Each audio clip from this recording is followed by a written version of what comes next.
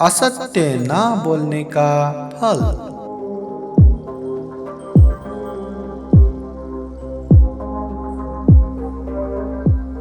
दोस्तों,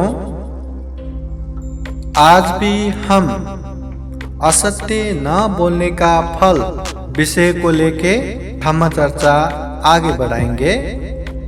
असत्य ना बोलने से 5 फायदा मिलता है और उनमें से चौथा फायदा है मुंह से कमल के फूल की तरह बास आना।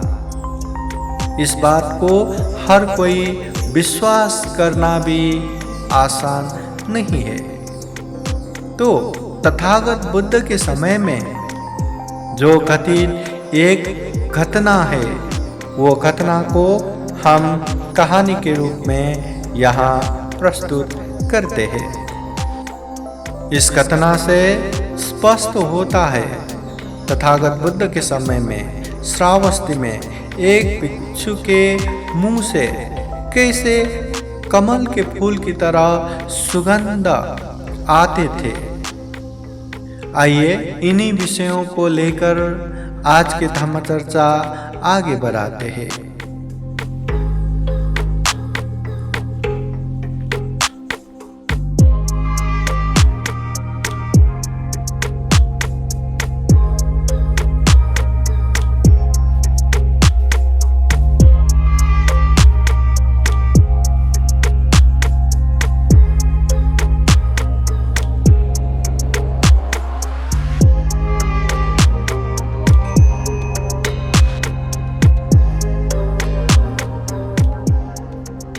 समन्ता चक्रवालेषु अत्र गच्छन्तु देवता सदमं मुनिराजस शृण्वन्तु सगमोकदन्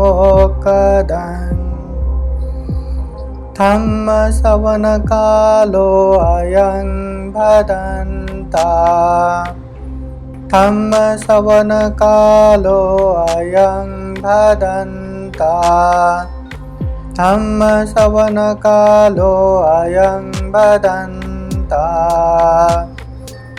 नमो तस्स भगवतो अरहतो सम्मा सम्बुद्दस्स। साधु साधु साधु।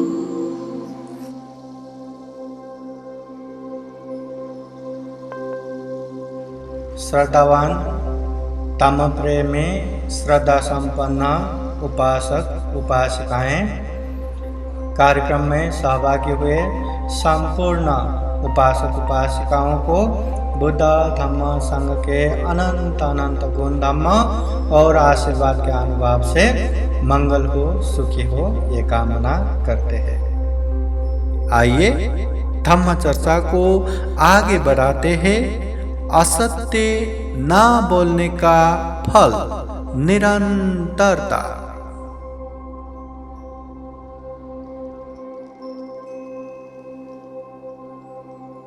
तथागत बुद्ध श्रावस्ती में रह रहे थे। बुद्ध के उपदेश सुन के एक उपासक को खूब अच्छा लगा, खूब समझ में आया, मन में वैराग्य उत्पन्न हो गया। अरे इतना अच्छा धम्म, जिंदगी दुखी दुख से भरपूरा है। जन्म से लेके मरण पर्यंत तक हर समय हर जगह हर पल दुख ही दुख है। और ऐसे दुख में ये गृह जंजाल घर परिवार में रह के मैं क्या करूं? चलो मैं भी बुद्ध के अनुयायी बन जाता हूं, मैं भी बुद्ध के शिष्य बन जाता हूं, मैं भी भिक्षु बन जाता हूं। उसके मन में आया अभी मैं भिक्षु बनूंगा। कोई भी सीधे जाके बुद्ध के पास प्रवचित नहीं हो सकते। आज के समय में भी कोई मैं भंते बनना चाहता हूं, भंते नहीं बनाते। भंते बनने के लिए अनुमति चाहिए। किसका अनुमति चाहिए?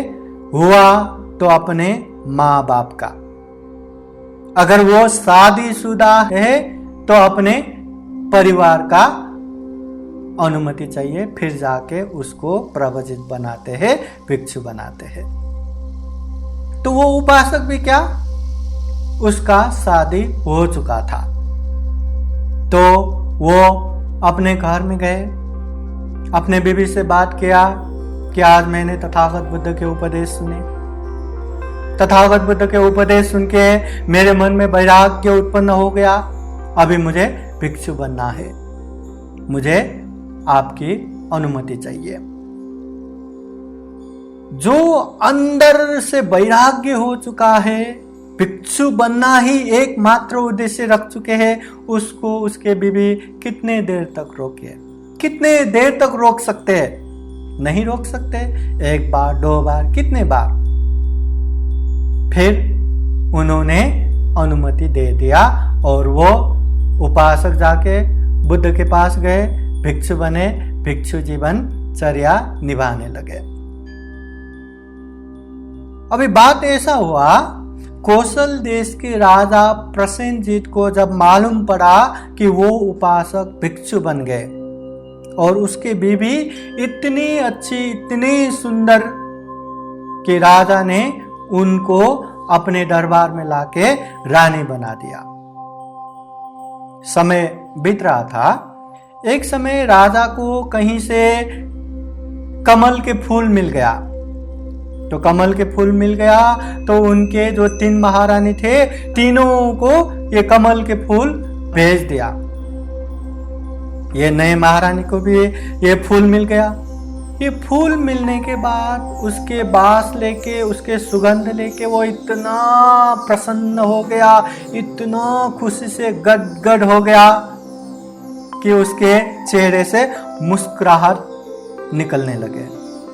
पर देखते ही देखते उसके आंखों से आंसू बहने लगे, रोने लगे। जिसने कमल के फूल देने के लिए वहां आए थे, उन्होंने ये देखा कि रानी एक बार तो खूब खुशी होके हंसने लगी, फिर जाके रोने लगी।